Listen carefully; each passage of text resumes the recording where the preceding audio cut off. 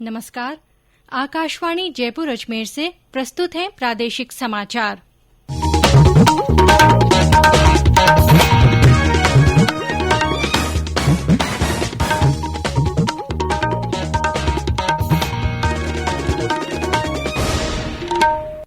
मुख्य समाचार। प्रधानमंत्री नरेंद्र मोदी ने कहा, सरकार किसानों को सशक्त बनाने के लिए निरंतर कर रही है काम। मन की बात कार्यक्रम में उन्होंने 12 जिले के किसान उत्पादक संघ की सराहना की। रेवाड़ी से अजमेर के बीच रेल मार्ग अब हुआ पूर्ण विद्युतीकृत। रेल मंत्री पीयूष गोयल ने ढिंगावड़ा बांदीकुई खंड का किया लोकार्पण। मतदाता सूचियों के नवीनीकरण के लिए आज से प्रदेश में शुरू हुआ विशेष अभियान। देश में पिछले 24 घंटों में 42,300 के करीब कोविड रोगी संक्रमण से हुए मुक्त। प्रदेश में भी आज पॉजिटिवों की संख्या में कुछ कमी दर्ज, 2,581 नए मामले आए सामने।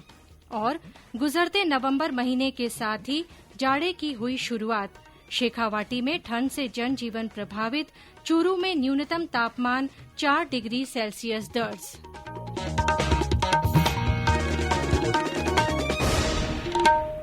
समाचारों के साथ मैं आरती नागर। कोविड-19 महामारी के खिलाफ देश एकजुट होकर लड़ रहा है। आप भी हमारे साथ सुरक्षा और बचाव के 3 आसान एहतियाती उपायों का संकल्प लें। मास्क पहनें, 2 गज की दूरी है जरूरी, सुरक्षित दूरी बनाए रखें, हाथ और मुंह साफ रखें। और अब समाचार विस्तार से। प्रधानमंत्री नरेंद्र मोदी ने कहा है कि हाल के कृषि सुधारों ने किसानों के लिए संभावनाओं के नए द्वार खोले हैं। आज आकाशवाणी पर मन की बात कार्यक्रम में देश को संबोधित करते हुए उन्होंने कहा कि किसान लंबे समय से इनकी मांग कर रहे थे। प्रधानमंत्री ने कहा कि संसद ने बहुत विचार विमर्श के बाद कृषि सुधारों को कानूनी रूप दिया है। बीते दिनों हुए कृषि सुधारों ने किसानों के लिए नई संभावनाओं के द्वार भी खोले हैं। बरसों से किसानों की जो मांग थी, जिन मांगों को पूरा करने के लिए किसी न किसी समय में हर राजनीतिक दल ने उनसे वायदा किया था, वो मांगे पूरी हुई हैं। काफी विचार विमर्श के बाद भारत की संसद ने कृषि सुधारों को कानूनी स्वरूप दिया। इन सुधारों से न सिर्फ किसानों के अनेक बंधन समाप्त हुए हैं, बल्कि उन्हें नए अधिकार भी मिले हैं, नए अवसर भी मिले हैं।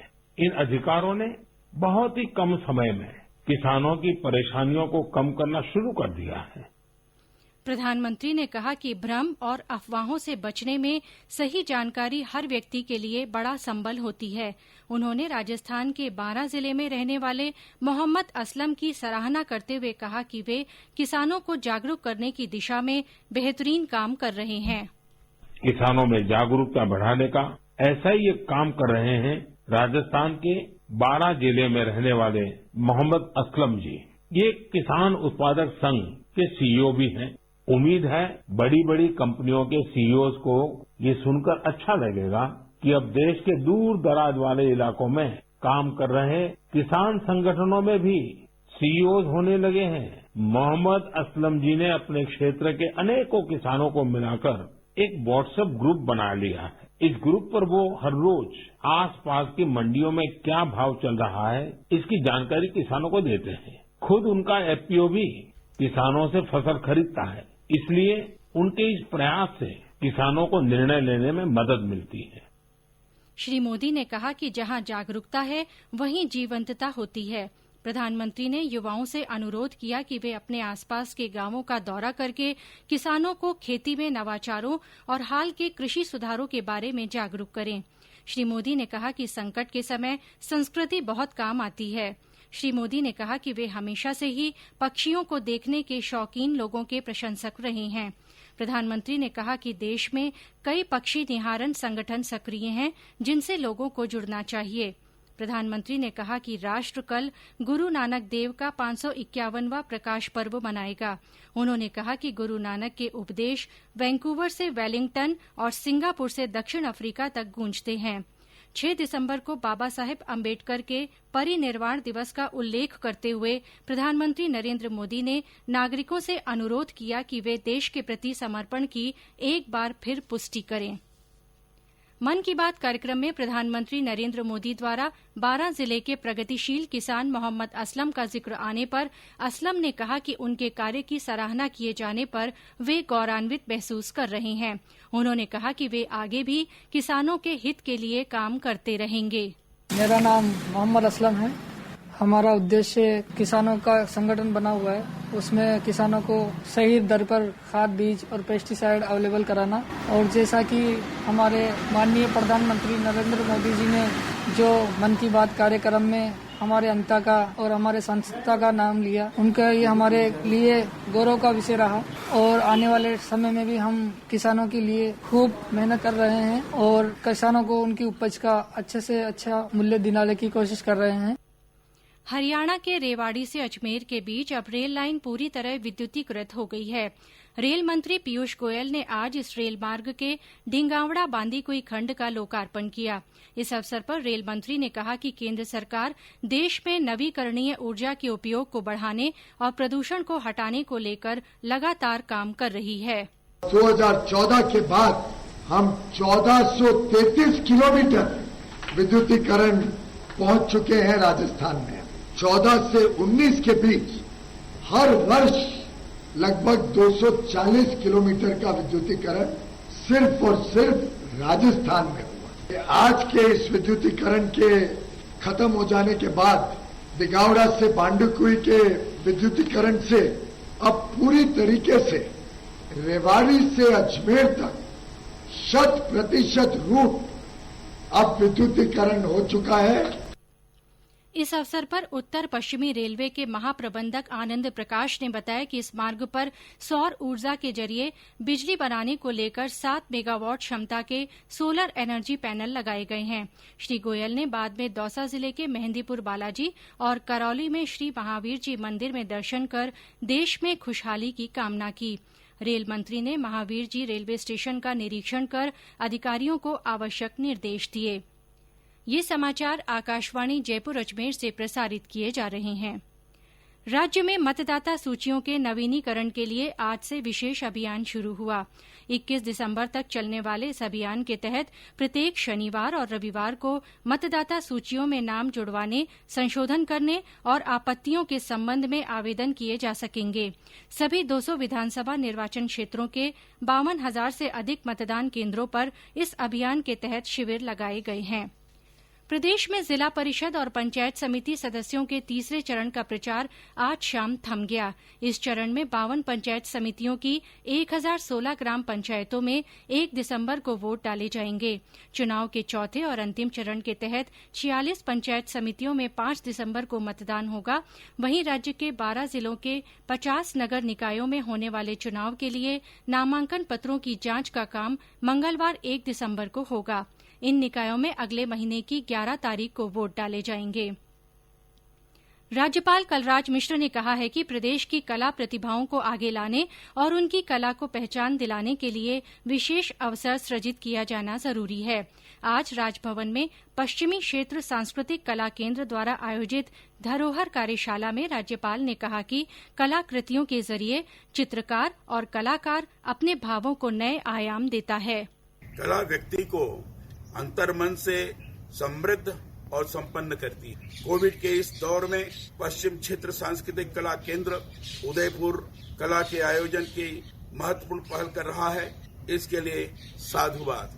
गुलाबी नगर का अपना गौरवशाली अतीत व सुंदर स्वरूप है।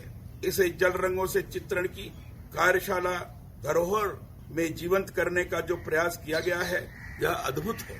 जो कलाकृतियां कलाकारों ने सृजित कर आज राजभवन में प्रदर्शित की है, ये अत्यंत मोहक है। मैं सभी कलाकारों को इसके लिए बधाई और शुभकामनाएं देता हूं। कलाकारों के हित पर ध्यान देना बहुत जरूरी है। मैंने कलाकारों को उनकी कला प्रोत्साहन के जरिए मदद करने का पत्र भी मुख्यमंत्री जी को लिखा है। देश में कोविड से स्वस्थ होने की दर 93.68% के स्तर पर है। पिछले 24 घंटों में 42,298 रोगी संक्रमण से मुक्त हुए हैं। इसके साथ स्वस्थ लोगों की संख्या 88,02,267 हो गई है। स्वास्थ्य मंत्रालय के अधिकारी ने बताया कि इस समय 4,53,956 मरीजों का इलाज चल रहा है। देश में 10 लाख आबादी पर कोविड जांच की संख्या 1 लाख के आंकड़े को पार कर गई है। भारतीय आयुर्विज्ञान अनुसंधान परिषद के अनुसार अभी तक 13 करोड़ 82 लाख से अधिक जांच की जा चुकी हैं। प्रदेश में आज कोरोना संक्रमण के मामलों में कुछ कमी दर्ज की गई है। स्वास्थ्य विभाग द्वारा थोड़ी देर पहले जारी रिपोर्ट के अनुसार आज कोविड के 2,581 नए मामले सामने आए, वहीं 2,556 व्यक्ति संक्रमण मुक्त हुए हैं। राजधानी जयपुर में आज भी सबसे अधिक 555 पॉजिटिव सामने आए हैं। जोधपुर में 395 लोगों में संक्रमण की पुष्टि हुई। कोटा में 211, अजमेर में 164, अलवर में 126, उदयपुर में 101, सरहदी जिले श्रीगंगानगर में 100, भरतपुर में 99 और नागौर में 98 मामले रिपोर्ट हुए हैं। पिछले 24 घंटे में 18 लोगों की मृत्यु के समाचार हैं। आकाशवाणी जयपुर के समाचार बुलेटिनों में चलाई जा रही विशेष श्रृंखला जनता का संदेश जनता के नाम में सुनिए हमारे बीकानेर के श्रोता का संदेश। मैं अभयदान चारण बीकानेर जिले के कोला से बोल रहा हूं।